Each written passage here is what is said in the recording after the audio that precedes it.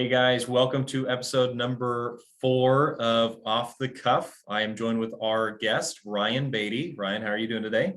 I'm good, Leighton. Good to see you. Good to see you too as well.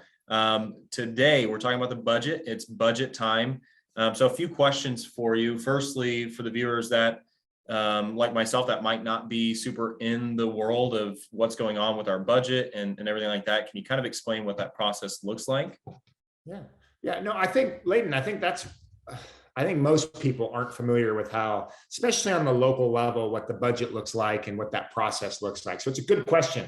And I think it's a relevant question for people. The process for budget, formulating the budget for the county, it starts in February, actually. And there's a couple of workshops that the commissioners will go through with all the department heads and county management team. And they basically just present information. And it's just finance information, where the county's at, forecasting. And it's a big, long process. And it begins in February. And then that'll actually move into a process of where they start discussing recommendations, priorities, and that'll go on for a few months. And then in July, the county manager, Manager Stoltz will recommend a budget. And after they get that recommended budget based on all those months of work, then they'll have a couple public hearings. I think there's 2 public hearings. That's usually in late July or August. And then they do a final vote and adoption of the 2023 budget. And that'll be on August 25th. I believe is when that is, or it's late August. So that's the process of formulating county budget. Quite the long process. And really, like, that's something as a citizen from the outside looking in, you don't really always know everything behind the scenes that's happening. So following that up would be kind of, as a citizen of Sedgwick County, how does the budget affect me personally and in my daily life? Yeah, that's an important question. It's a 7-month process going through the budget to where they finally adopt a budget. And I think there's 2 things you got to keep in mind that are really important as you start talking about this process. Number one is the budget really should represent the things we value in Sedgwick County. All of that needs to be encompassed into a budget because this is what county government's supposed to do. It's about the services that they provide. And the second thing is really an extension of that point is what do we want county government to do? And the budget should reflect that. Do we want to continue to grow county government? Or do we want to maybe lean it out and press into the private sector more, nonprofit sector more for some of these services? So it's a very relevant question as to how does it impact me? Why does this matter? Right. And if you think about 2022, which is this year's budget, you're looking at a $480 million budget for Sedgwick County. And when you ask the question, why is it relevant? You have to understand that government doesn't produce revenue the way a business produces revenue. Government produces revenue through taxation and fees. So 40% of the revenue that's generated in a county budget is through payroll taxes. Or I'm sorry, not payroll taxes, property taxes. Important difference. 40% is through property taxes. And then the rest of the revenue is made up through things like a county-wide retail sales tax, motor vehicle taxes, some of it's intergovernmental, other service fees, but that's how revenue is produced.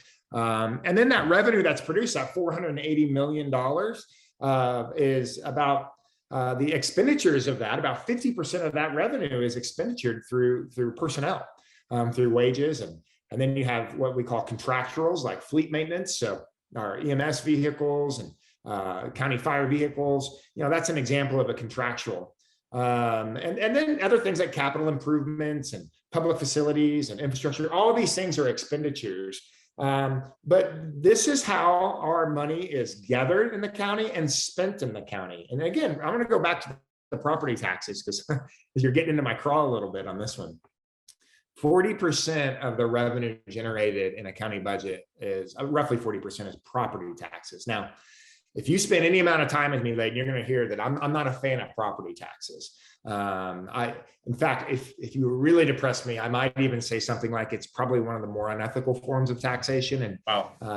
And let me tell you why, is because local government is really handcuffed in taxation. So federal government, if we're paying anywhere from 25 to 40% of our federal of our wages, of our income into federal taxation, that doesn't leave a lot for local government to be able to do the things that we need to do here on the local level to be creative. So we have to do things like property taxes and motor vehicle fees and things of that sort to basically fund our government here. And that's the frustrating part with me. And property taxes in general are incredibly confusing. So if I was to ask you, now you're a young guy, fresh out of school, in your working career now, if I was to ask you if you knew how property taxes are garnered and how we levy property taxes, Nope. My hunch is you may not know this like the back of your hand. Am I correct? You'd be right. Okay, so that would probably be about 90% of people here in the Sedgwick County area. They don't fully understand how property taxes are levied. And that's frustrating to me. So you'll get your tax statement about this time of year, March, you'll get a tax statement and it'll give you an appraised value of your property, whether it's your home or your commercial property or land, whatever it may be. And property taxes are based on what we call a mill levy. And that's just a tax rate. It's a tax rate that is assessed on the value of your property. Now, this is when it gets a little wonky and a little hard for people to understand. 1 mil is $1 per $1,000 of assessed value. Okay, so for example, the county, Sedgwick County, they'll tax you on a mill levy rate of 29.359 mils. And for those that are not serviced by the Wichita Fire Department, but from the Fire Department 1, Fire District 1, Sedgwick County Fire, that's another mill levy of 15 or so mills. So again, we start using these terms and it's difficult for most people to understand. So you get your appraisal notice. I know I'm going, man, but you got me on these property taxes. There you go. Hot topic. Yeah, you get your appraisal notice. And what you do is you multiply that appraised value that you see by an assessment rate, an assessment percentage. And the government will the appraiser's office will say, well, residential is 11.5%, commercials 25%, industrial, and they give you a different rate on the type of property that you own. So you get that appraised value, you take it by the assessment percentage, and then you multiply that assessed value, you multiply your mill levy and divide it by 1,000. And you would think, well, that's kind of complicated. And that gives me my property tax. Well, almost, because then you have to consider that'll get you in the ballpark. But wait, there's more. Consider things like specials and any state tax credits. So, man, I don't like property taxes because I think they're confusing. I don't like the idea of property rights and taxes on that. But I also see the need because we're overtaxed, frankly, and the federal government's taking 25 to 40% from most people. So it really hamstrings and handcuffs local government. So I can talk for days about property taxes, but 40% of our county budget is made up through property taxes.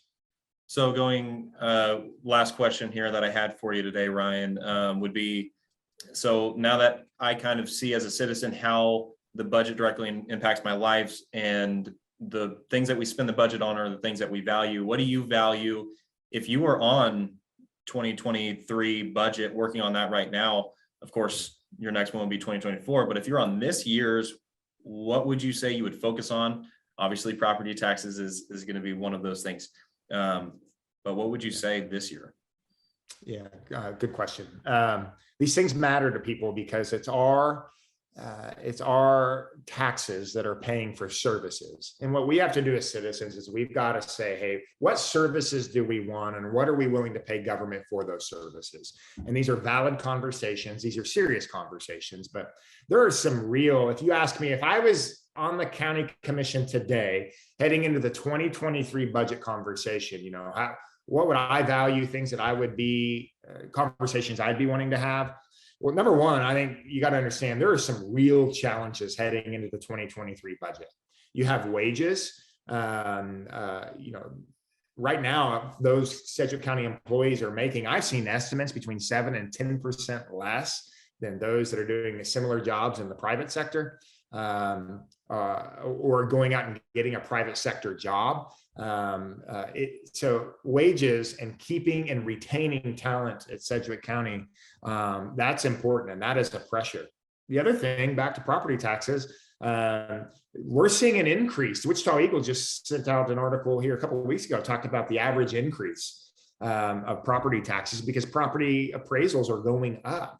I think I saw that 88% of residents in Sedgwick County are going to see on average 8% increase. That's a big number. So property taxes are likely to go up. And all of this is on the backdrop of incredible inflation right now. So Leighton, right now you're going and you're paying more for almost all goods and services that you have. And if you own your home, you're also going to be getting, unless something changes in this budget process with the mill rate, because of the higher appraised values, your property taxes will go up. So your wages might have gone up, but it hasn't gone up to the same level as the cost of your goods and services you're paying for now and the cost of these property taxes. So do you know who this impacts the worst? This impacts the worst small business owners and small business people that have property. It impacts low wage earners in our middle class. It impacts people that have fixed incomes, so our retirement community.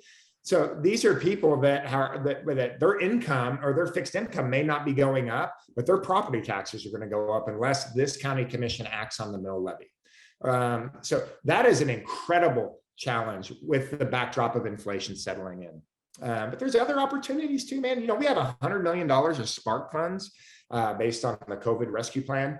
And we need to make sure that we're investing that money into ways that will deliver long-term return on investment, long-term ROI, and increased efficiencies for our county. So although I think there's serious conversations because there are some challenges in this budget, there are also opportunities. And it all comes down, my friend, to this conversation of what do we want county government doing? And can we find an opportunity and find ways to improve and make more efficient county government? If we just continue to let government grow, we're going to have a budget that's over $520 million, and we're going to have government doing things that could probably be done more efficiently in the private sector. So these are the conversations that I would be having, and I would listen, talk to as many experts as I possibly can, and let my principles guide me about how I feel about government and the role of government in our lives. So budget process, I know it's not sexy, bud. I know it's not. For a lot of people, these aren't the things that they like to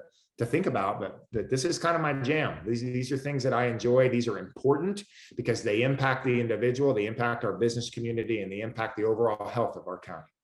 I mean, just in this conversation, I went from thinking the budget was a week process to 7 months and 500 million when, you know, so I think it's good to kind of get this out there, what the process looks like, what you would specifically do in that process. And yeah, 500 million is a lot to handle if one guy is trying to do it himself. So yeah. Let me tell you too, though, it's not even about, I think that politicians many times or elected officials, they get in trouble because they want to give you an exact, now here we are in March and they want to give an exact, I'll do this, and this. When I think what we need from our elected officials is to be guided by their principles, to understand the challenges that we're facing as a county, but also weigh out those opportunities and what is the best path to get us there.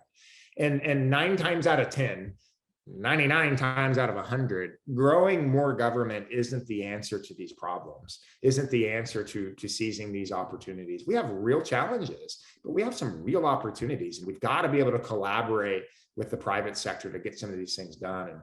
And these are the conversations that I would have. I would challenge other people in these conversations just to get to the best solutions. And that's what civility looks like. That's what collaboration looks like. That's what I'm about. And that's what I would bring to the county commission in this process. perfect. Well, that is everything. I think we could talk all day about the budget. I'm sure you could. But I think that gives it kind of a good wrap up. We will be doing number 5 next week. So guys, stay tuned for that. Ryan, thanks for joining me, and we'll see you next week. It's been good. Thank you, buddy. Yep.